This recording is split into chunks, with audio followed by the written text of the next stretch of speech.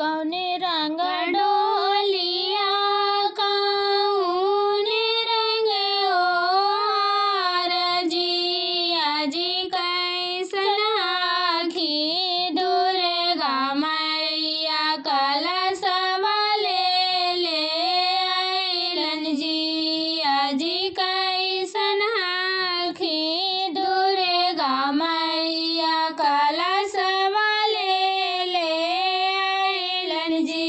लाल रंग डोलिया सबूज रंग ओहार जिया जी सुंदर आखी दुर्गा मैया कलशवा ले अइलन जिया जी सुंदर आखी दुर्गा मैया कलशवा ले अइलन जी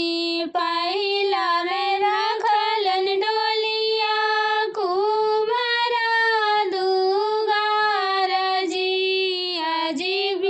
बिना रे चामुकवे कुम्हारा नारे सोवे कलशवा जिया जी बिना रे चामुकवे कुम्हारा नारे सोवे कलशवा जिया जी सुंदर आखी दुर्गा मैया कलशवा ले अइलन जिया जी सुंदर आखी दुर्गा मैया कलशवा ले अइलन जी दूसरा में रखलन डोलिया मालिनी दुगार जिया जी काने गेला किया भेला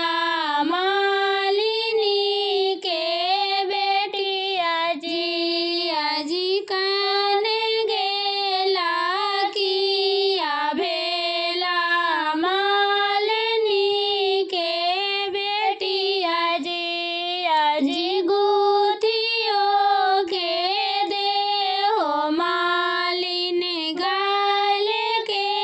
रारवा जिया जी गुथियो के देहो मालिन गाल के रारवा जिया जी सुंदर आखी दुर्गा मैया कलशवा ले अइलन जिया जी सुंदर आखी दुर्गा मैया कलशवा ले अइलन जी तीसरा में रखलन डोलिया मंदिरा के बीच जिया जी काने गेला पंडित ब्राह्मण सुनाव चंडी पाठ आजी काने गेला पंडित ब्राह्मण सुनाव चंडी पाठ जी एक पाठ सुनलन मैया दुई पाठ सुनलन जी आजी तेसर पाठ दिहलन मैया भर मुखया शीश जिया जी तेसर पाठ दिहलन मैया